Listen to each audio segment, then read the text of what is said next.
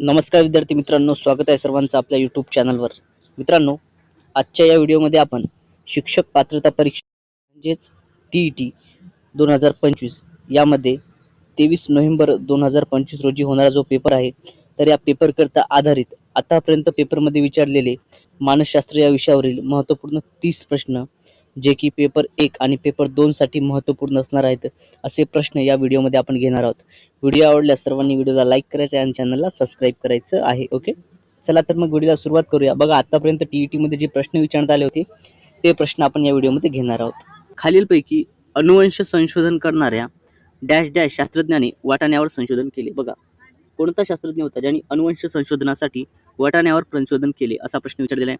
पर्याय बघा, Arnold गिझेल, 2 Ebbing house, 3 ग्रेगॉर Mendel आणि 4 आहे एडवर्ड स्नोडेन. विद्यार्थी मित्र, पर्याय क्रमांक 3 ग्रेगॉर मेंडेल यांनी काय केलं आहे तर अनुवंश संशोधनासाठी वाटाण्यावरती प्रयोग केला होता.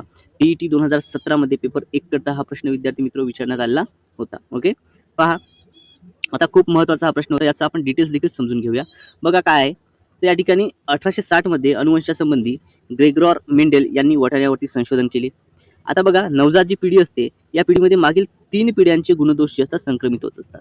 यामध्ये आई वडिलांकडून 50% गुण मिळतात, आजी आजोबाकडून 25% आणि पणजी पंजोबाकडून 25%, अशा पद्धतीने हे गुणदोष असतात हे एका पिढीकडून दुसऱ्या पिढीकडे संक्रमित होत असतात. ओके, पहा, हा विद्यार्थी मित्र सर्वांनी IMP आहे, सर्वांनी हे नोट डाऊन करून ठेवायचं आहे. आगामी परीक्षेमध्ये आपल्याला याच्यावरती देखील या पद्धतीनं किती % किती टक्के मध्ये गुणदोष जे असतात ते संक्रमित होतात असा जर प्रश्न आला तर आपल्याला लक्षात असलं पाहिजे. आई वडिलांकडून 50%, आजोबांकडून 25 आणि पंजोबाकडून 25%.